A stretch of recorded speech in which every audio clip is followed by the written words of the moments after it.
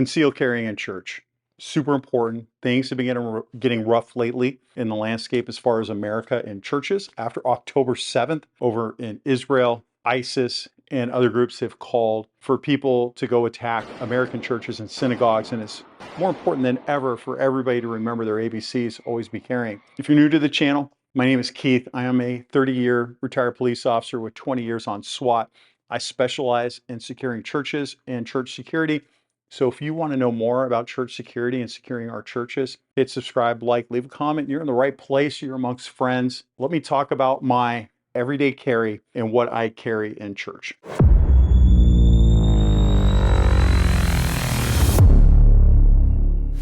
Now, before I get to the good stuff, everybody's going to want to know what gun I have, but I got lots of guns.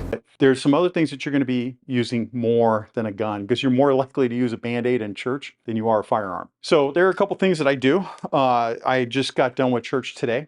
I came back. I took off my cover shirt. Normally I wear a cover shirt over everything, and it's just a button-down Vortex shirt that you would wear if you were trying to look good at a range. If, let's say, you were an instructor and doing a formal class amongst, like, let's say, executives. It is just a button-down shirt, large pockets. Most importantly is I buy it one size too big, so it covers everything around my waist. So what's around my waist? What do I carry? Most important thing is my radio. Now, this is a little bit different. Let me talk about this radio. My church has their own frequency, and the safety team, which is medical and security, they all operate off one channel. And I don't have an earpiece today. If I was working a post at church, I would have an earpiece that goes from this up, but I get distracted easily at church, and I don't want to, they talk throughout the church about or throughout the service about different things, and I don't want to miss anything. So I don't carry an earpiece because I don't want to be tempted to listen, but I have it so that if all of a sudden something happens, I can turn it on, and then I can immediately start listening. And then if I'm in the middle of it, I can start talking to them immediately and tell them what's going on. The radio that I have, let's talk about that for a minute. This is a retired police radio. You can buy these on eBay right now for about $250. These were thousands of dollars. I carried one just like this for years on SWAT. I beat the crap out of it. I have done everything under the sun to it, and it has never failed me. So now police are moving to Apex radios. They're a little more sophisticated. And the nice things about these, they have encryption. So if you have the capability of programming these, I have my church security team on this radio, and on another band, I can switch over, and it's the same channels, all encrypted. So my church does not communicate in encrypted channels, but for us, if something were to happen, let's say in the United States, and we had a need to use encrypted channels, we would use the church's frequency because we're all already there, and we can go to encrypted channels so we can talk amongst each other quietly. A little heavier, a little bulkier, heavier. I can certainly go to something a little bit smaller, but I use this for so long, I'm used to it. So communication is one of the most important things that you're going to have while you're at church. Now, if your church, you know that they have radios and they talk to your safety team first and ask them, do you mind if I bring my own radio? Go get a Baofeng and program it in. And if they're okay with it, then go ahead and have their channel in case something happens. Just stay off the channel so that they can talk. But go talk to them. Just don't do it on your own. Go talk to them and ask. Next thing up, of all things, my pepper spray. Okay. And I know there's going to be some dude out there in the comments, you should never put pepper spray in a church. It'll gas everybody. Okay, look, I have pepper sprayed a lot of people. This was my go-to as a cop. And I tell you, you're more likely to pepper spray somebody than shoot somebody at your church. There is one act of violence at a church each week on average. If you want to see all the crime that occurs at church over the past week, go get my newsletter over at christianwarriortraining.com. I put out a newsletter every Saturday that lays out all the week's previous crimes, and you can go see what happens there. There's usually one shooting or stabbing or something like that at a church every week out of the thousands upon thousands, if not millions, of churches in the United States. So your odds are very good, okay? And most of those acts of violence are normally, not always normally, in a place you would expect, okay? But times are changing, okay? especially with like October 7th kind of stuff. We are seeing a lot of infiltrators coming into the church. They are not coming to worship God. They are coming to scout and look and see how to disrupt, or they are already disrupting.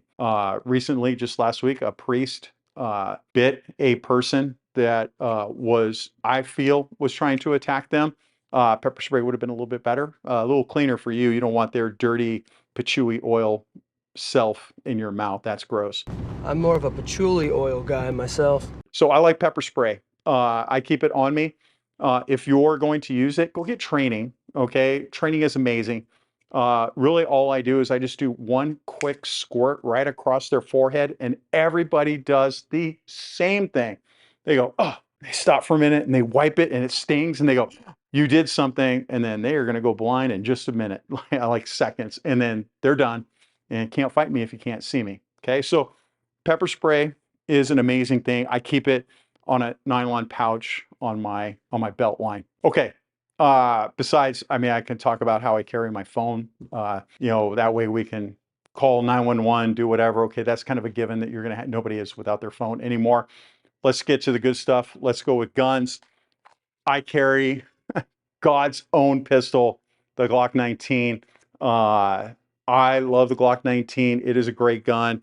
Before everybody starts going, oh, Glock fanboy, whatever.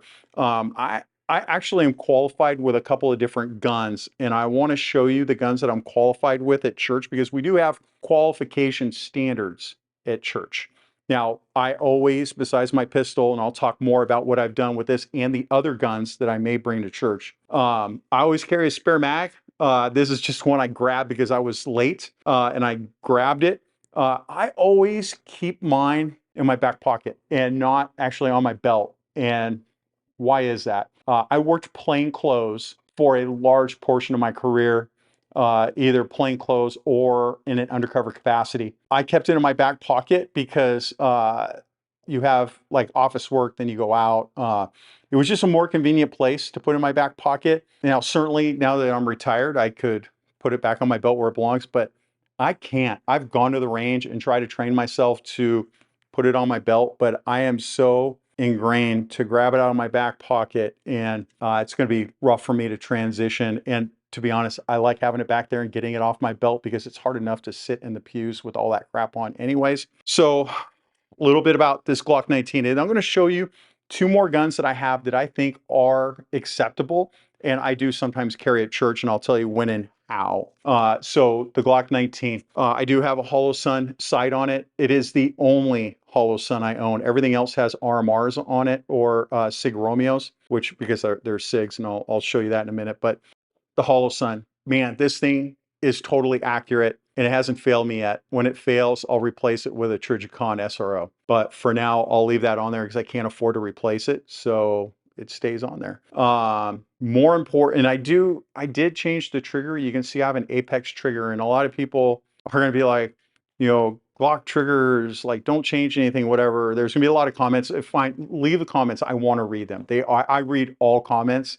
May not be able to respond to everybody, but let me tell you why I changed the trigger. Because when I was a cop, I was not allowed to change my trigger. You could not make any internal modifications to your pistol. I'm a free man. Now that I'm a free man, I will change my internals because I can. That's why. There is nothing more, there's nothing more to it than that. Just like how when you get out of the military, you grow a beard because you can. There's no reason you have the beard, you just have it. So I changed my internals because I can, and I do like this Apex trigger.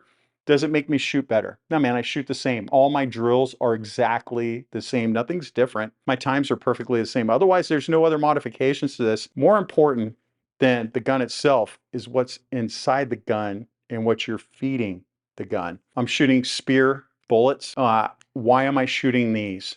Okay, I'm shooting these because they are proven. They have killed an enormous amount of people. Law enforcement, many law enforcement agencies carry this. In fact, I think most law enforcement agencies do, and it has tremendous results. Proof is in the pudding. I see a lot of church security team members and people that carry concealed church because they, I'm inside of a church, I got to carry this kind of ammo. And let's talk about that real quick. I see people carry reverse hollow points. I see them carry, whatever fad There is, but they're not proven. They watch a YouTube video like you're doing now.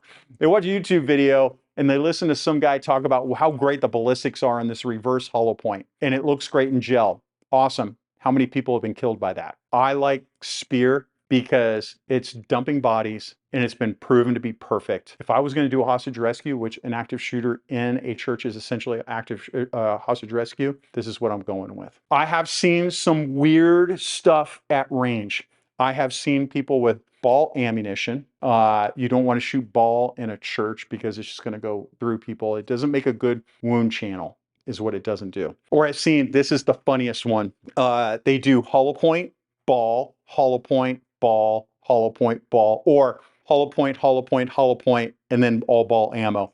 And the justification is many. But the reason why that people say they do that they are ready in case they encounter anything. The hollow point to hit a person, but if that person's in a car, the ball to punch through the car and get the person. Or, I mean, you name it. But when you put, number one, ball ammo is not self-defense ammo.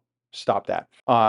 Like Spear, the results on these are amazing. They flatten out and go super fast. Ball ammo is a horrible round and is not that's range ammo. Don't use range ammo.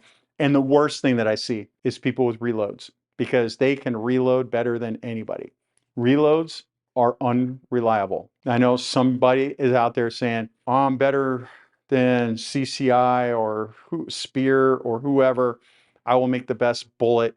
I've seen more malfunctions with reloaded ammunition that people did on their own than I see with anything else. I would not do that. I would use factory ammunition. Okay, the other guns. Let's talk about the other guns I have. In the wintertime, I can conceal this like nobody's business. It's a Staccato XC with a Trijicon SRO and a Surefire X300 Lite. Let's talk about that. I just want to get the Surefire out of the way. I do not like the Surefire X300. People rave about it. I'm here to tell you, I let my son talk me into getting it. The switch is super, super tough to activate. I have a hard time just shutting that off. The Streamlight series are so much better. And people frown on those. I don't understand why. I think it's far superior to the Surefire. At least I would like the Surefire if it wasn't for the switch. The switch is horrible. It's just so stiff. It doesn't make sense. But let's go to the gun. All right, I bash 1911s a lot, and I don't like them. I'll do a more in-depth video on why I dislike these. It doesn't mean I don't carry it. I think there's better combat guns. But if you've ever shot a Staccato XC, then you know why. It is a super expensive gun. I think you could probably buy one for about $4,700. I did not pay full price for this. It is an amazing, I cannot shoot faster with any gun I own.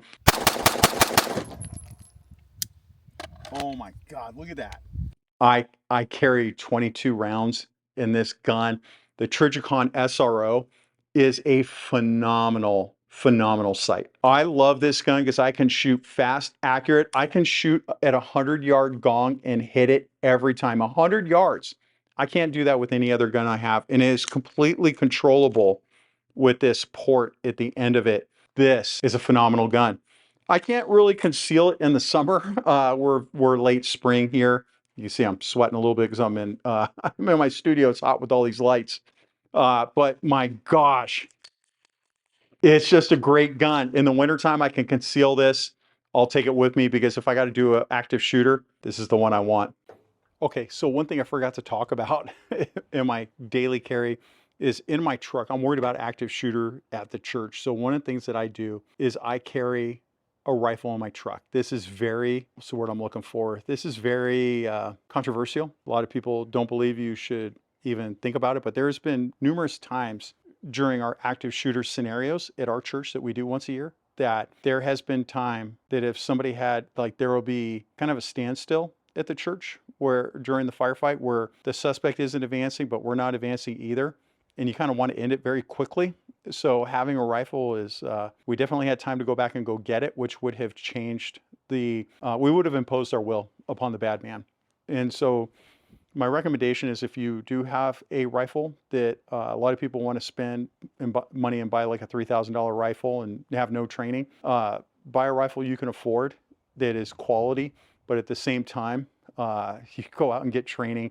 You're going to spend a couple $1,000s on training. Go get trained. I'm lucky the government paid for all my training, and I still do train people on combative rifle tactics. I've been asked about if I'm going to do one for the church, for church security teams. I am at some point. It's not going to be in the next year. It's down the road. I'm looking at it. I just don't have time right now. All right, so this is the rifle I have, and I'm going to tell you why. It's an outdated rifle. My rifle is a Daniel Defense Mark 18. Why do I carry a Mark 18? Well, number one, it's what's the word I'm looking for? It's definitely where I carried one at work for the longest, or something similar like this at work for the longest time. It is definitely compact enough to work my way through the church. We'll talk about ammo in a second. I can collapse it in my truck. I have a storage space that is, you can't just go in and go get it. You can't, if in case somebody tries to steal it, it's locked away inside. So good luck trying to get it. You're going to need some heavy equipment and saws to get it if you don't have a key. But it's the one I'm willing to give up to evidence in case I get into a shooting. I don't mind being without this. A lot of people don't realize that evidence in a homicide is booked for 99 years in most places. So you'll never get it back. I've got a flashlight. I've got a quality optic. Now, some of the things that I do with this is I will go to the range once a month. I will pull it out and I will check zero with my cold shot, and I will fire at a hostage target 25 yards away. And I will shoot at the hostage target, and I will drill it every time, and it gives me confidence, and I like it. I like this gun. It is set up exactly like one I used to have when I was on SWAT. I've done hostage rescues with them before. They are wonderful guns. My recommendation, though, is that's what I have, and I know people from my church watch my videos, and I know you're looking at my truck now going, he's got a rifle in there. I have a rifle everywhere I go. All right, I just wanted to show that to you. I remembered at the end I was supposed to show my rifle to you, and I forgot. So let's get back into the rest of the show and talk about everything else I carry. Okay, last up is my SIG P365 macro. I have a Wilson Combat lower on it. I like it because it grips so much better. It feels phenomenal in my hand, super aggressive. When do I, and I got the SIG Romeo sight. I could put something else on there, but the SIG Romeo sight's working just fine. I haven't had an issue with it, so I'm just gonna keep hanging on to it. I love this gun, to be honest. I have a Staccato C2. I shot the Staccato C2 and this at the same range session to qualify at church, and I shot better with this than a Staccato C2. Think about that for a minute. I shot faster and I was more accurate with this than a Staccato C2. I love this gun. It doesn't have a safety that I gotta jerk around with like I do on that C2. I just pull the trigger and go, and I shoot faster, more accurate. When do I carry this? I carry this in the dead heat of summer when it's 100 degrees outside, and I love you, Lord, but I'm gonna show up in shorts because it's so freaking hot. I'll wear shorts with this underneath, and it's much easier to conceal. I can conceal this with a t-shirt and shorts. And the nice thing is I've got 17 rounds in this thing, and I shoot as well or better than my Glock 19 with this gun. It hits above its weight. It's a great gun. I would highly recommend it. It's a great gun. All right, so that's what I carry at church. Do me a favor. There's going to be some people on there saying, why are you carrying a gun at church? Throw in your bestest Bible verse besides Luke talking about selling your cloak and buying a sword. Not that one. Pick another New Testament Bible verse that talks about self-defense or protecting the flock, protecting your pastor, protecting just everybody, right? I want to see what you guys come up with. I love, because YouTube is full of negative comments. And when I have a bunch of Christians go in there and start quoting the Bible, it warms my heart and it makes me feel good. I love it. I love this community. I want you to remember the most important thing when you go to church next week. Remember your ABCs, always be caring.